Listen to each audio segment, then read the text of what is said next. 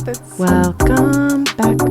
We're here with some slightly heavier content, but to make it up to y'all, we're going to keep it a little shorter so you have a short bad time instead of a long bad time. Exactly, short and bad. And then I'll do my best to just bring anything light that I can to it. Yeah, which we always appreciate. Yeah, so welcome back to Green Rapids. We're dark green Rapids today. Yep. What are we talking about? Today we're going to be talking a little bit about Project 2025.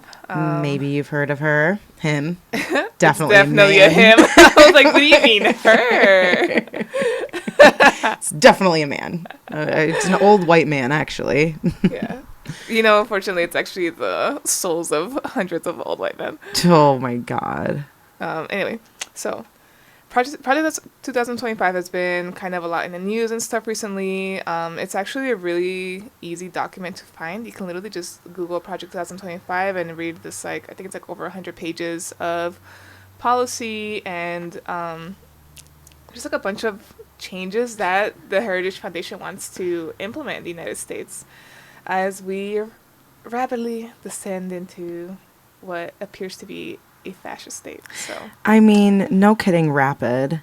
And also it's easy to find, not easy to read because it's 100 pages. It's not easy to read. Yes, that's why I did say just easy to access. Like what, at least to find it. And then how much you actually get out of it is depending on your own legislative and policy chops. Well, part of the reason why we want to talk about it, right? Mm-hmm. Maybe highlight some of our personal concerns, talk about what that might mean for our communities, and then some of what we might be seeing today as a result of Project 2025, correct? Mm-hmm. Okay, cool. Well, not cool, yeah. but cool. Let's do it. To start, I'll start by talking about some of the organizations that we kind of take for granted that are just kind of that have been implemented in years past, and past administrations, past presidencies, and it's not always top to bottom, right? Like a lot of these have been implemented because a lot of activists have activated and asked to make certain things policy. Okay. Some examples of that are the Environmental Protections Act, aka the EPA, which regulates how much air, water, and soil can be contaminated, right? Mm-hmm. Things like union rights, labor rights, things like funding our libraries and making sure that there's a Department of Education and all these things, right? Like these are all things that have been, that the government has grown into a lot of these roles to support its, we're a growing population, like we're a big country. And as our needs change, the government has, more or less responded in kind. Yeah, and there's social structures that help us move toward like a better collective goal, mm-hmm, right? Mm-hmm. So when we have protected land, air, water, mm-hmm, we all can live a healthier life. We all have a better foot up, right? Mm-hmm. So like it's not just frilly stuff. This is like it's important to the foundation of how we exist. Exactly. So the project, and I will say too, I know that Trump is the face of a lot of the changes that's coming up in in a lot of these policies, but really he is not the brain. The brain of these operations. He doesn't have one, so we can start there. But the brain, or what's really pulling the strings behind the scenes is this think tank called the Heritage Foundation. Yeah. Okay. The Heritage Foundation is a right-wing, like I said, a think tank, which means that basically a lot of the who's in right-wing policy spaces are all there, and they tend to just want to determine these really conservative policies. And they're, again, they're all for things like the nuclear family unit, heteronormativity, and anti-LGBTQ, just a lot of these rights and what people would call being socially liberal. A lot of these socially liberal policies are things that they're very much against. Yeah. So they're trying to cut back on a lot of those rights. They are very openly Caucasian. Well, but also very openly interested in the profits that are directly tied to these things, very right? Corporate, very big fossil fuels, very market driven. These are people who are being lobbied and also lobbying our politicians, correct? It's beyond lobbying. If lobbyists are the link between people and corporations to elected officials, Heritage Foundation is even above that as far as the level of influence that they have. Yeah, there you go. So I would almost say that they're top to bottom lobbyists instead of bottom up lobbyists. Okay, that would make more sense. Yeah. But I will say, though, the Heritage Foundation is not new. They've actually been publishing policy recommendations since 1981, according to nature.com. And they generally tend to time them every time there's a new presidency. So, for example, at the start of Trump's first term back in 2017, the foundation had published hundreds of priorities. Some of their bigger priorities are like offshore oil drilling. And actually, even in that first year in office, Trump actually enacted 64% of the Heritage Foundation's plans during his first term. But it just wasn't as known about back then. Like, I don't think I knew about Project 2025 in 2017. No. Or, like, about the Heritage Foundation, at least. Yeah. And I think, this is just the in plain sight. Like, we're living in that world right now where they're no longer hiding that corruption. They're telling you openly, this is what we're going to be doing. And then just kind of doing it without any remorse. Yeah. So some comparisons of like the Project 2017, we want to call it that version, to the Project 2025 version, is that they have gotten a lot more extreme. And again, this is all based on an article on nature.com. So, for example, in the 2017 version, the document advised the president to, quote, rein in the administrative state, end quote. Whereas Project 2025 advocates that the president, quote, dismantle the administrative state, end quote. So we're going in from reducing power to just like throw the whole thing out altogether. Yeah. And that's why we're seeing a lot of these really, really extreme things, like thousands, if not millions, of workers across the country getting laid off from, like, nature reserves, from a lot of our national parks, from even something as crucial and important as NOAA, which, if I remember correctly, stands for the National Ocean. Oh, let me actually look it up because I'm blanking out on what it actually stands for. But like the NOAA is where we get all of our National Oceanic and Atmospheric Administration. And basically, NOAA is what gives us all the information and data we need to, like when you just check the weather on your phone? Yeah. NOAA. Thanks, NOAA. Thanks, NOAA. We love you.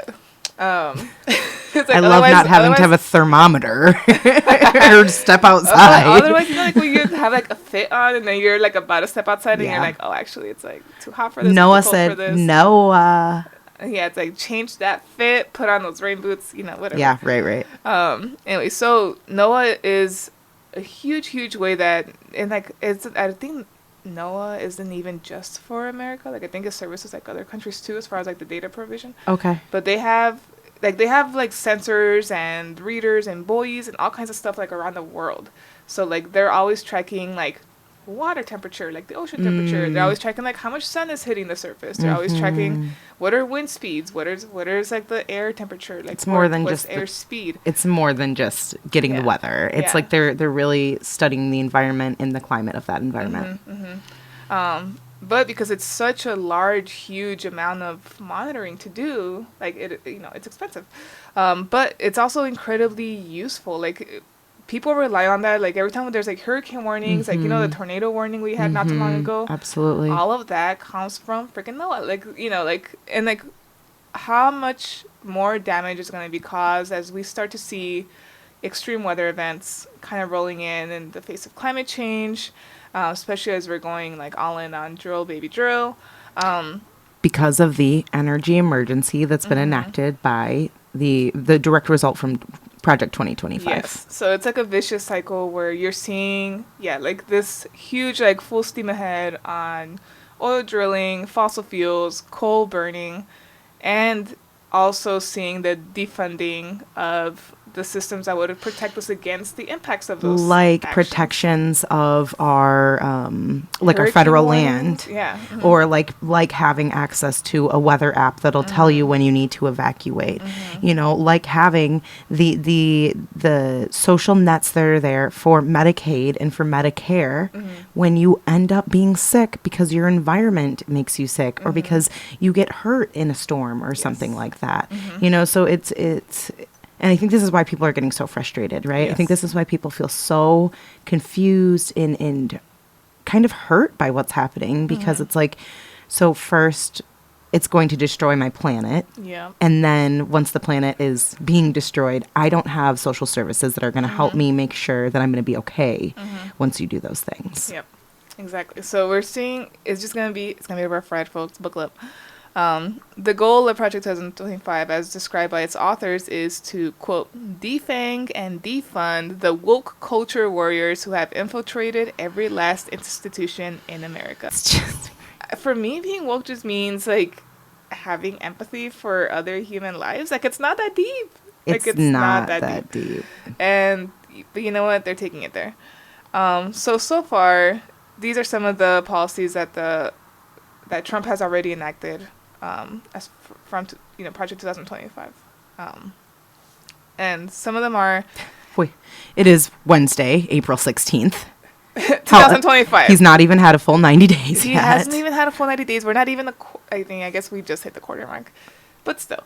And I will say, as of, I think it was actually like really early in the year, like I think even like February, 70% of the policies from Project 2025 was already implemented. Because 70%, bro, by February. I'm not going to say it's not a positive thing that he's moving this way, but what I will say is it's tough to see, because on our end, we were supposed to have people going into office and enacting things quickly, right? And then moving and trying to make these changes. And then, I got to give it to Donald Trump. He's in there and he's doing the thing. He did exactly what he said he was going to do. And most politicians don't do that. It's just so scary to see somebody do that. It is so scary not to see somebody do that, but to do it in the way that he's going about it. Yeah. Or doing to do what he's doing. Like, I appreciate, if we had somebody that was less conservative, like FDR, more progressive, who was moving at that same speed, and then putting policies in place that are benefiting people instead of hurting people, we'd be like, hell yeah. Hell yeah. I mean, I look at like south of us, like Mexico, like President Claudia Sheinbaum. She's doing so much good stuff. Like, even today I was watching this video that she put out about how she's like putting all these she's putting a bunch of these centers along the border to welcome back Mexicans who are, being deported either willingly or mandatorily. We are going to talk about her every single episode. Oh, I love her. But you know what she called the program? Mexico Hugs You. Or like a hug from Mexico or something like that. Let me get I was like, don't make me cry. I need a hug. And I'm like, okay. No, but it's welcoming people in a moment where we have a leader who is pushing people out. Yes. It is bringing them home when we all feel like we are being pushed out of our homes, or like the U.S. is becoming further from a place that is home for so many people. Yeah. So, again, I love that there's an example for how you can put things out that are good for the people in a way that is efficient and quick, because she's doing it, right? And still use your authority. And still have authority. And the thing is, like she's been great with like the energy stuff too. But she still does fossil and fuels and stuff, so it's not perfect, but she has a balanced approach. And I feel like if we were to at least start there, like, we don't have to do this overnight. Donald Trump strictly wants energy coming from fossil fuel infrastructure. That is all he wants, and that is just not sustainable. He's been very inconsistent on the energy front. So he has declared this energy emergency, and he has banned all new permits on wind, which is so unfortunate because wind is freaking cool. But he's actually like not really against solar. Well, yeah. I mean, honestly, if you're against solar, you're just not doing the research. Yeah. So he's a little bit all over the place, and I have some more thoughts on that. But first, let me just kind of go over some of the policies that have already been implemented. So, anti-diversity efforts. Clear. On page 60 of the document, it will read, unwinding policies and procedures that are used to advance radical gender, racial, and equity initiatives under the banner of science. So let's stop advancing them. So on January 20, he signed an executive order ending DEI programs. So one of those, like the way that's affecting some of those things, is that a lot of employers and counties and cities and municipal systems can't have anything on their websites about DEI, or they stand to risk funding. This is true even for our county, which is Kent. Kent actually also had to remove all mentions of DEI on the website. Otherwise, they were at risk to lose federal funding. Is it unpleasant to know about? Yes. Is it also still would it cause more harm for them to challenge the federal government and lose all funding and then leave a lot of needy people that rely on the programs Also, yes. without it? Also, yes. So it's like it's really very much like a between a sword and like a rock wall kind of thing. Yeah, but it just sucks because people have fought so long to be able to do something like this needs to go onto a website. And, it doesn't change the sentiment, right? I think Kent County, like many other counties across the U.S., are still going to operate at the same capacity and the same level. And the question is also like, how do we hold you accountable if that's not something that you're claiming to do? Yeah, right. Like, it's not written to your community agreements anymore. It's not written into something that's like, this is how we operate. Yes. So where is the standard then? Exactly. So another policy is defunding climate science and clean and green energy. Woohoo. And the quote from the page, again, this is page 60 on that Project 2025. The Biden administration's climate fanaticism will need a whole of government unwinding. So basically, some of those things that he did is he withdrew from the 2015 Paris Climate Agreement. Right. So we're just like, yeah, peace out. And for those of you who don't know, the Paris Climate Agreement commits nations to reducing their greenhouse gas emissions. So he's basically saying, nah, fam. Yeah, I mean, how many countries across the world are really... And honestly, look at what Paris is doing. Yeah. They have completely lowered their emissions within the city.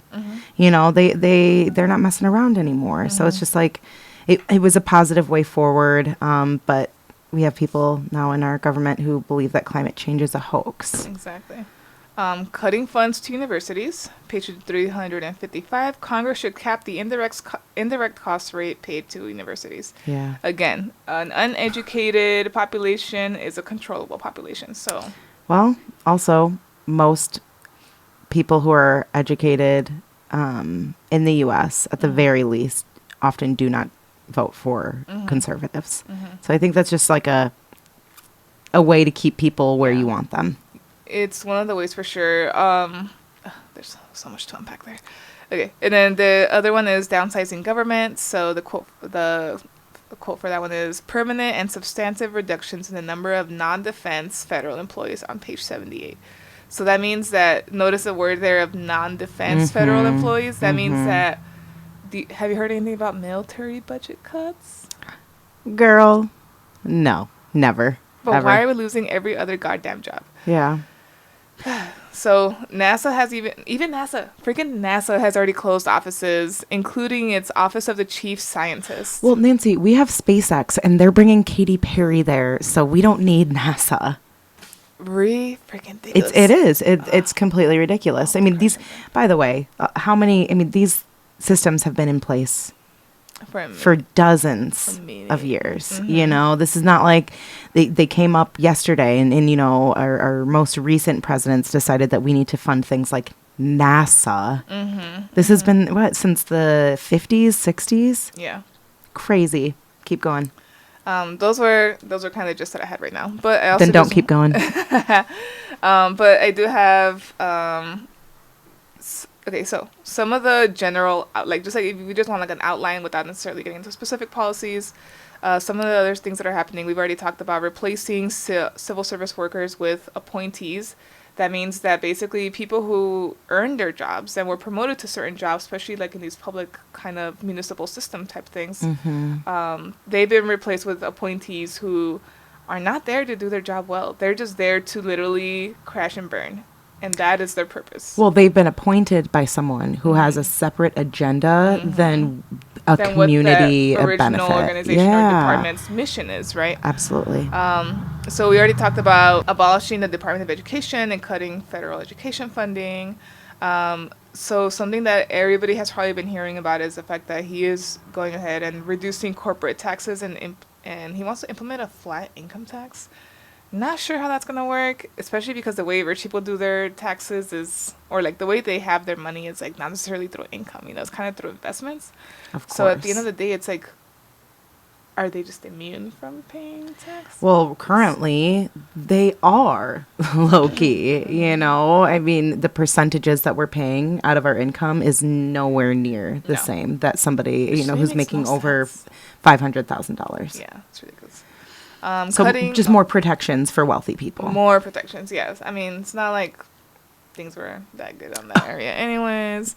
But they're fine. But they're fine. Cutting Medicare and Medicaid funding, weakening labor unions and worker protections. This is a big one. So because of all these, all these mass layoffs that are happening, a lot of the employees in a lot of these departments were unionized. But Trump basically made it illegal to be a unionized worker if you work for a federal agency, which means that a lot of these workers also just have no protections, and they're just kind of there at the whim of their employer. It's crazy. And yeah, and like when they get fired, or when they got fired, like it wasn't like, oh, here's your 2 weeks notice, Severance or anything. Yeah, nothing. They're just literally just cut off. So this is a really good point. Unions specifically are in place so you cannot do something like that. Unions are specifically in place so that people have they have safe workplace environments. They have consistent raises along with the rate of inflation and other prices so that they can't just get fired with no severance. They have paid vacations. Unions are the reason why we have the structures that we have just in our jobs that are not currently unionized. They are setting the bar for all other employees across the US. Yep. So getting rid of them is very strategic, but also it's an incredibly dangerous thing. And by the way, if you're a federal employee, it's not like you can go out there and you can strike. Yeah. I mean, they hardly have any, capabilities of moving in the way that unions move, which is to withhold workforce. They can't do that already. Yeah. So to take, the union away from them is just openly saying, I'm going to take away your guaranteed benefits. I'm going to take away the guarantee that you have that you're going to have, I don't know, time off of work and that you can freaking have a kid and have regular or like a good amount of leave. It's just, of course, you attack the only protections that working people have. And that's a great way of really just synthesizing all this. That this is basically an attack on all those protections that we do have. Our environmental protections are being dismantled. Our labor protections are being dismantled. Our social nets, like our social nets, our immigration, like all of that is being dismantled. And the fact that there's no follow through, even with, and I won't get too much in this episode, but I'm sure a lot of y'all who are listening have probably heard about all the immigration things that are going on with people just being deported without due diligence or due process, and that means that could happen to anybody. Well, not only, Nancy, are being deported to just another country, not even back to the place that you came from. It's just so ugly. We know what this is. Yeah. We know what this is. We've seen this before. We have seen this in history. We didn't learn the truth about history in the U.S. We absolutely did not. But I can tell you right now, we learned the truth about what happened in Nazi Germany. Yep. And that is where I will leave that. Yeah. We've seen this before. We've seen this and before. you are choosing to stay blind if you choose to say anything other than what's happening. But, Exactly. That's the danger of having a leader, a president, a person in power Yeah. that who's wants just doing all this. Well, who's going to take things away from you? Is that person not there to lift us up, to make us feel safe? But is that not their job, right? I mean, yeah, politicians are not supposed to maybe like be frilly and just only kiss babies, but like, what about the babies? Yeah. Anyway, so that's the gist of it for now. If you want to learn more, I would recommend, if you are able to look into Project 2025 yourself. There's even a website called whatisproject2025.net. I won't vouch for all the content in their website because I haven't read the whole thing. But they do have like a pretty decent just like outline of what that is and like just plain language, so you're not having to like decipher a lot of this like political jargon. You get to see some things, and they have a bunch of articles like how it's affecting public transit, how ultimately the top goal of Project 2025, which is, it's outlines a vision for traditional family values. So this like almost like forcing of that heteronormative culture. Yeah. And just so much. And so I highly recommend just like do your research. I know like this is honestly one of the most far-reaching like I don't know, documents, outlines that I've personally ever seen in my lifetime. It does unfortunately echo a lot of what Nazi Germany was up to back in like the 30s. So please read up on it, stay informed. Remember, knowledge is power. If y'all have any questions, you're also welcome to slide into our DMs very gently. Yeah. Ask us questions. Well, like, who doesn't love a DM slide? I like a DM I'd be like, slide. oh my goodness. Hell, they're talking to us. No way. It is super exciting. It is really exciting. If this is something that you would like to learn more about, maybe we'll also do like a part 2 if I could find a Project 2025 expert out there, or if you are a policy expert and you're well versed in Project 2025 ins and outs, hit us up. Well, and I think it's a good reminder that of two things. One, policy does impact the environment. And the only way that you and I, or our community of people who are working in environmental justice, are able to push the norm is to shift policy. And so it's important that we see we're seeing the reverse of very strong policy that's been embedded into, being an American. It's tough to see that, and it's important that we stay strong as a community, because that is a direct sign that things are going to shift in the opposite direction. And so with the climate, we can't have it shifting away from sustainable mindsets. We have to be going toward that in order to find a solution. And then the other thing that I often see, and this is going to be kind of like our call to action, is that we need to strengthen our communities. The stronger we are, the more we care for each other, the stronger we are. Food banks are who feeds people when they have nothing left, right? When you can't get money from DHHS, you can go to a food pantry and they will help you. Libraries, completely free. We love a library. You can use which their... Trump is also trying to defund. So yes. Support your local library. Support your local library. Support local businesses. Honestly, this is why we do economic blackouts. Because the people who are tied to all of these corporations are the ones who are talking to the politicians that are making these terrible decisions on our behalf. So when you strengthen your community, it doesn't really matter what happens in the federal land. It will trickle down. We will feel the impacts. But if we are a strong community, that impact is going to be, there's going to be a buffer between the damage that can be done. That's why I love that we're in an unofficial asylum currently, that our mayor has decided that they're not going to allow for the cops in Grand Rapids to enforce what ICE has going on. Those are the things that are going to keep us strong, so just that's a reminder. Get in with your community. It is Earth Month, and you'll be hearing, you'll be hearing this after Earth Day, but that is okay, because there's lots going on actually this weekend. The West Side cleanup is happening, and you can go to westgrand.org and check out what they have going on. But on Saturday, the 26th, they have a cleanup going starting at like 8:30, 9 o'clock, and then you go to designated locations. The cleanup ends at 11:45, and then there's a block party afterwards from noon until 3.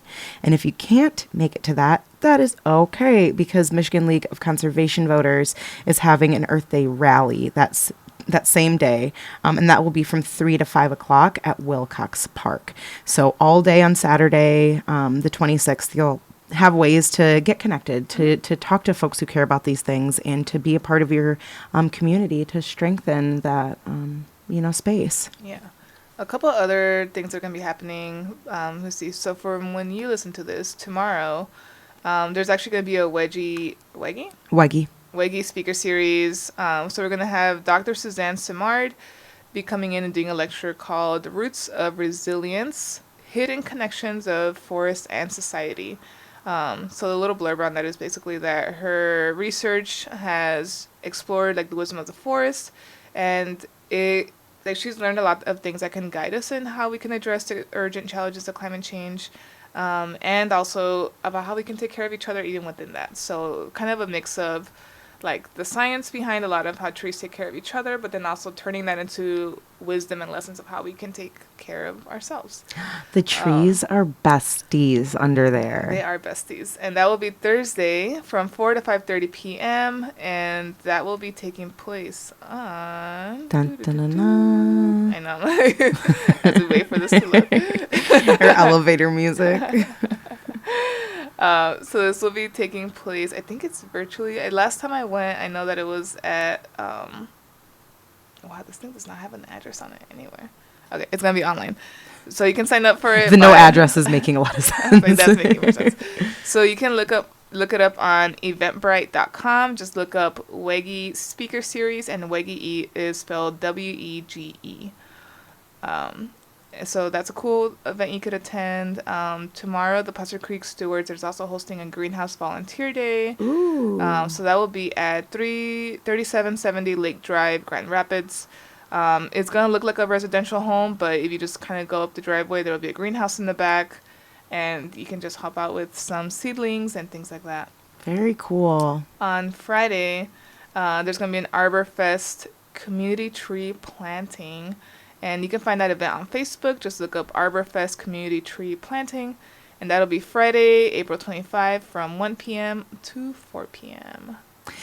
And a final reminder that every day is Earth Day.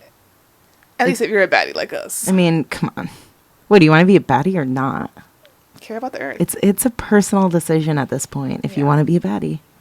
Love And the it's planet. almost the summer. You know you want to be a baddie. Yeah. Go out there and love the planet. It's going to be one hell of a hot girl summer this time. Yeah, well, it's going to keep getting hotter. R.I.P. I know. We'll be fine. Well, Anyway, hope you enjoy the event. that's a really good note to No, but yeah, join us. If you see us, come say hello. You know what we look like. And we just really appreciate everybody for listening, for staying with us, and for loving our planet. I hope we see you at an event this weekend. Stay cool. Literally. Take care of yourself. Bye. Peace.